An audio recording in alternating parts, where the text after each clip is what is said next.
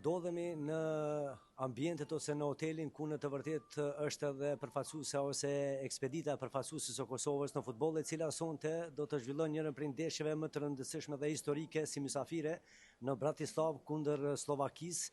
Sfidë kjo e vlefshme për fazën gjysmëfinale për Kupën e Botës që gjatë vitit 2026, për gjatë këtij viti, do të mbahet në 3 shtete të ndryshme, SBA, Kanadë dhe Meksik. Afër jam me të nderuarin dhe të respektuarin Muharrem Saitin, përndryshe drejtori kombëtarës së Kosovës, i cili do të ndajë me neve disa prej emocioneve të para kësaj sfide të orës 20:45.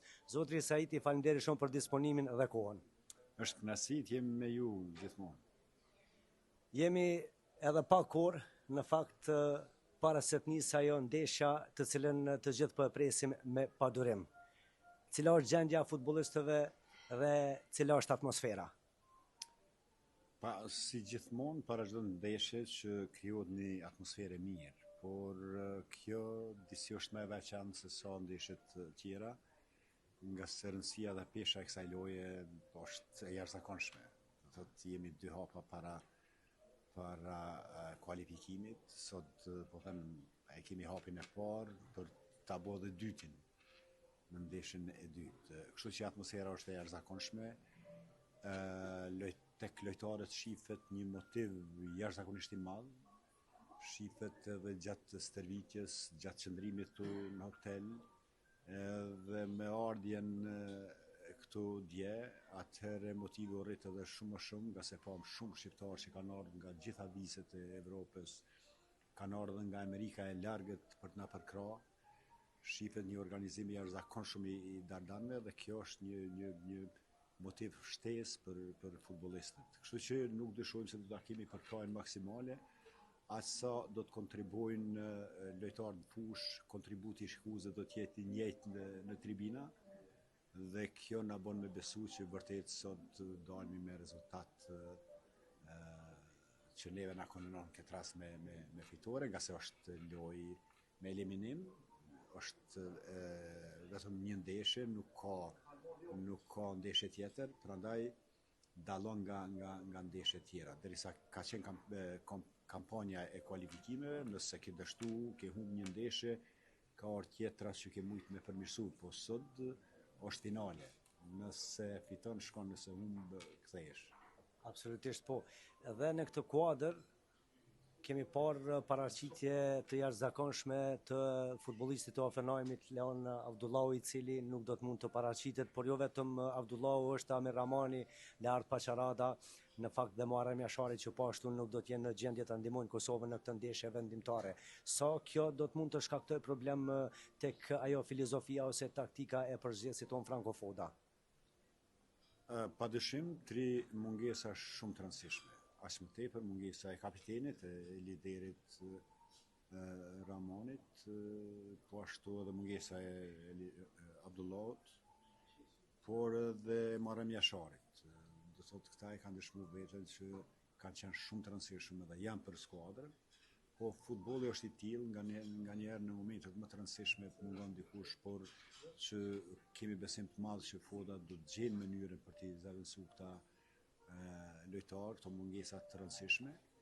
Kështu që mbetet shifet, po të tjerët që janë kanë dhënë gjithçka në stërvitje dhe kanë dëshmuar që secili që do të jepet sot rasti do ta japë maksimumin, dhe kjo është një sar shumë pozitiv.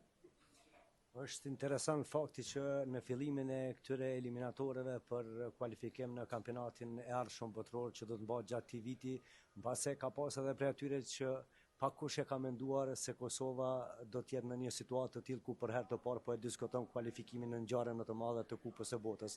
E thatë edhe gjatë kësaj interviste, jemi 2 hapa ose 2 takime faktikisht afër ose larg realizimit të ëndrrës së kamoshme, madje ju keni qenë edhe vetë futbollisti kombëtarës dhe përkundër situatës dhe kushteve të vështira nuk keni arritur një gjë të tillë, por këta djelmosha mund ta bëjnë këtë.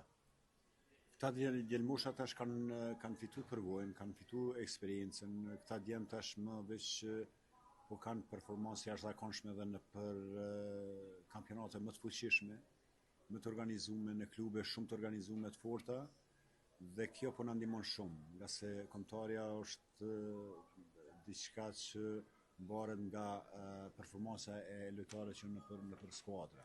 Dhe fatmirësisht deri më tani këta kanë pas paraqitje jashtëzakonisht mirë në klubet e tyre, në kampionatet e tyre dhe kanë pas, po mendoj, minutarë të mjaftueshëm për të llogaritur ne si lojtar titullar apo rezervist.